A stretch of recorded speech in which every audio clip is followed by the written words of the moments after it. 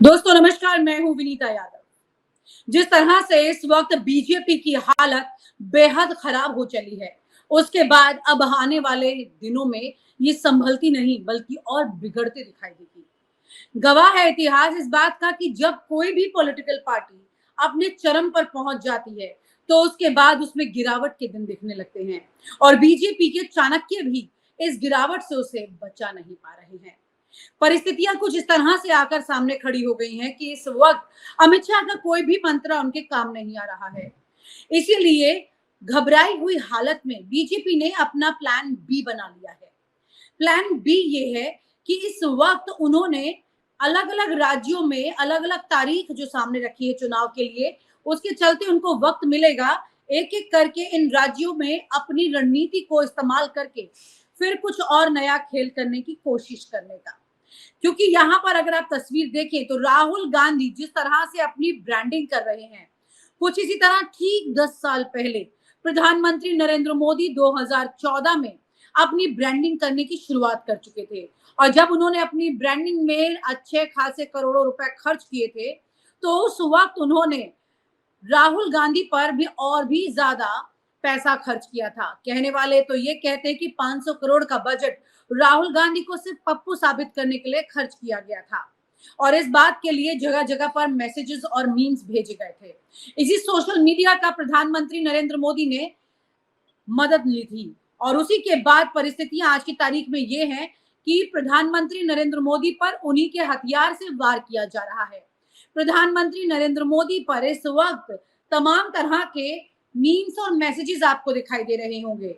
ये मीम्स और मैसेजेस ये बता रहे हैं कि किस तरह आज की तारीख में प्रधानमंत्री नरेंद्र मोदी अगर कुछ भी कोशिश करते हैं, तो भी वो अपने आप को वो साबित नहीं कर पा रहे हैं जैसे कि कोई व्यक्ति खुद को एक इंटेलिजेंट प्रधानमंत्री के तौर पर साबित कर पाए। उनकी ग्राफ लगातार गिर रहा है। उनके ग्राफ में इतनी गिरावट आई है कि हाल ही में इंडिया टुडे के एक सर्वे में ये साबित हो भी गया कि अब 50% से ज्यादा प्रधानमंत्री नरेंद्र मोदी का ग्राफ गिरा है और इतना ही राहुल गांधी का ग्राफ बढ़ गया है। अब हरियाणा में जिस तरह से लगातार जो टिकटें बट रही हैं, उस वक्त में प्रधानमंत्री नरेंद्र मोदी और उनके चाणक्य अमित शाह जो टिकट बंटवारा कर रहे हैं, अब उन्होंने ये तय किया है कि उन्हें किसी अपनी पार्टी की खास सिफारिश वाले लोगों को नहीं, बल्कि उन लोगों को चुनना पड़ेगा जो कि जमीन पर ताकतवर हैं। जमीन पर स्ट्रांग लोगों को वो अपने हाथ से नहीं फिसलने दे। इसकी लिए वजह से उन्होंने अपने उन लोगों को भी नाराज कर दिया जो इस पार्टी में अपना पूरा रसूख समझ रहे थे, जो समझ रहे थे कि पार्टी कुछ भी करे उन्हें हटा नहीं सकती, लेकिन पार्टी ने उन्हें दरकिनार कर दिया। इस वक्त ये परिस्थितियां माफ कीजिएगा,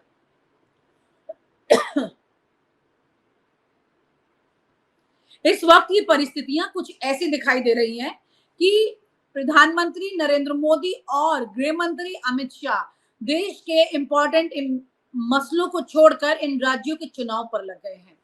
किसी तरह से हरियाणा को वापस पा लें, किसी तरह से झारखंड को कब्जा लें, जहां पर चंपई सोरेन का इस्तेमाल किया जा रहा है। यानी कि खुद बीजेपी अभी कमजोर दिखाई दे रही है। बिना ताकत किसी और के वो आगे नहीं बढ़ सकती है। जम्मू कश्मीर में पहले ही वो कमजोर है। जम्मू में अच्छे खासे मजबूती रही है, 2 सांसद वहां से आए हैं उनके। ऐसे में कश्मीर में भी वो अलग अलग तरह से हथकंडे अपनाने की कोशिश कर रही है। लेकिन अगर बात करें खास तौर से महाराष्ट्र की, तो महाराष्ट्र को संभालने के लिए उन्होंने एक अलग वक्त मांगा है।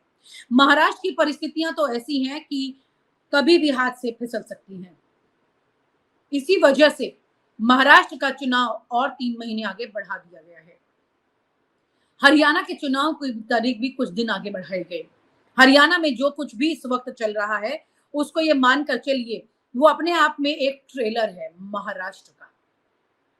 हरियाणा और महाराष्ट्र दोनों ही जगह पर गठजोड़ करके सरकार बनाने में कामयाब हुई थी बीजेपी, और ये नहीं दोनों जगह पर एक बार फिर से कई गुना बड़े चैलेंजेस उनके सामने आ खड़े हुए हैं। लोकसभा चुनाव में जिस तरह की तस्वीर सामने आई और मोदी ब्रांड लगातार कमजोर होता जो दिख रहा है, उसके चलते अब पार्टी में हर कार्यकर्ता और नेता को ये गंध आ चुकी है कि अब आने वाले वक्त में उनके पास बहुत कुछ मिलने वाला नहीं है। ये एक ऐसा फिनोमिना है जो पार्टी की साइकिल अक्सर बदलती है और फिर दूसरे का नंबर यहाँ पर आ जाता है। अब लोग मानकर चल रहे हैं कि कांग्रेस के लिए ये फायदेमंद स्थिति है, बावजूद इसके कि कांग्रेस भी कोई बहुत ज्यादा कोशिशें ना कर रही हो। राहुल गांधी के ये दौरे जो हैं वो मीडिया में छाए हुए हैं और अब राहुल गांधी भी उसी स्ट्रैटेजी पर चल पड़े हैं जैसे कि नरेंद्र मोदी ने अपनाई थी, जो मैंने शुरू में कहा कि अपनी ब्रांडिंग इमेज को स्ट्रॉन्ग कर रहे हैं। किस तरह से वो अपनी टीम में और लोगों को परिपक्व करेंगे और उनके साथ आगे बढ़ेंगे, उससे ज्यादा खुद राहुल गांधी अपने पर काम कर रहे हैं। ऐसा ही कुछ नरेंद्र मोदी ने भी किया था। नरेंद्र मोदी ने जिन लोगों को अपनी टीम का खास आदमी बनाया था, आज उन्हीं को उन्होंने दरकिनार भी कर दिया है।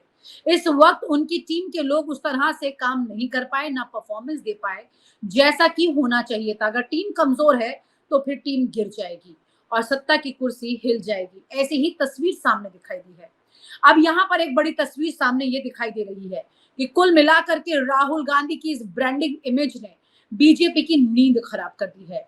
आज की तारीख में बीजेपी के ट्वीट्स अगर आप उठाकर देख लें तो वो अपने बारे में कम, राहुल गांधी पर कटाक्ष करने में ज्यादा समय निकालने लगे हैं। राहुल गांधी को डिमीन करने का काम उनकी टीम को मिला है। यहाँ तक कि ये काम उन्होंने टीवी चैनल्स के एंकर्स तक को दे दिया है। लेकिन टीवी चैनल ये समझते हैं, पत्रकारिता का अनुभव ये जानता है कि बहुत ज्यादा वो कुछ अब कर नहीं पाएंगे। इसकी वजह से उन्होंने भी राहुल गांधी को उस तरह से आड़े हाथों लेना छोड़ दिया है और यहाँ पर कुछ रियायतें देना शुरू कर दिया है। अब यहाँ पर नाप तोल कर चीजें चलने लगी हैं। अब यहाँ पर ये तराजू जिस तरह से काम कर रही है वो हवा का रुख देख रही है और उसके हिसाब से वो आगे पीछे हो जाएगी। लेकिन सबसे बड़ी बात यहाँ ये नजर आती है कि नरेंद्र मोदी और उनके चाणक्य अमित शाह इस वक्त इस बेचैनी में है कि उनके पास जो सर्वे रिपोर्ट आ रही है अंदर से, वो ये साफ बता रही है कि उनकी पार्टी हरियाणा और महाराष्ट्र में बेहद नुकसान में है। अब इसके बाद बाकी जो 2 राज्य हैं वो तो इसके पीछे कदम पर ही समझ लीजिए। इन चारों राज्यों के चुनाव में अच्छी खासी मात दिखाई दे रही है बीजेपी को। कांग्रेस अब इस परिस्थिति निकलने के लिए उन्होंने एक ही उपाय निकाला है और वो है कि जो भी जमीन से जुड़े नेता हैं उनको पकड़ा जाए, उनको जाने नहीं दिया जाए, अपनी पार्टी के नेता दूसरी जगह नहीं जाए।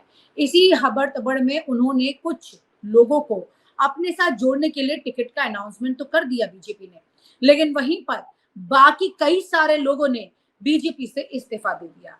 अब इस वक्त बीजेपी चौतरफा घिर चुकी है। अगर वो किसी को रोकती है तो भी उसके लिए मुश्किलें हैं और क्योंकि बाकी लोग नाराज होकर चले जाएंगे।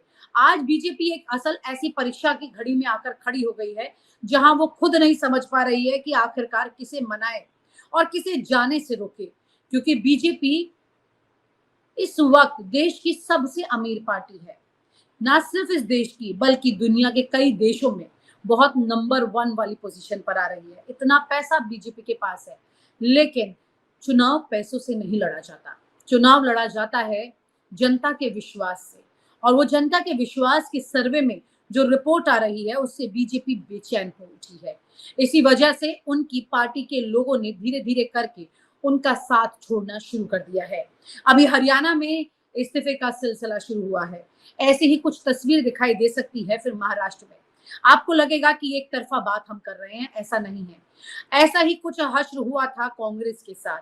लगातार इस्तीफे का सिलसिला जारी हो गया था। इतने इस्तीफे हुए थे कि कांग्रेस ये समझ नहीं पा रही थी कि अब लोग कितने बचेंगे। यहाँ तक कि बीजेपी भी आधी से ज्यादा कांग्रेसियों से भर गई थी। ऐसी तस्वीर सामने आने लगी थी। ये जनता की तराजू है, ये कब किसको किस वक्त कितना तोलती है ये सिर्फ वही जानती है। लेकिन राजनीति के ये विद्वान भी समझते हैं कि आने वाले वक्त में रुख क्या रहने वाला है और उस आफत से बचने के लिए बीजेपी अपने आखिरी वक्त की ऐसी कोशिशों में लगी है जो किसी तरह से उसे जमीन पर बनाए रखे और बीजेपी वो रिकॉर्ड ब्रेक कर सके जो अक्सर पार्टियां नहीं कर पाती हैं, यानी कि लंबे समय तक सत्ता में रहने का रिकॉर्ड बनाना चाहती है बीजेपी, जो कि अब मुश्किल दिख रहा है। खास तौर से तब से जब से बीजेपी के अंदर खुद सत्ता के वर्चस्व को लेकर के टकराव पैदा हो गया है। और आप हमसे जुड़े रहने के लिए सब्सक्राइब करें YouTube पर, फॉलो करें Twitter पर और लाइक करें Facebook पर। और ज्यादा जानकारी के लिए आपको टाइप करना होगा सिर्फ न्यूज़ नशा।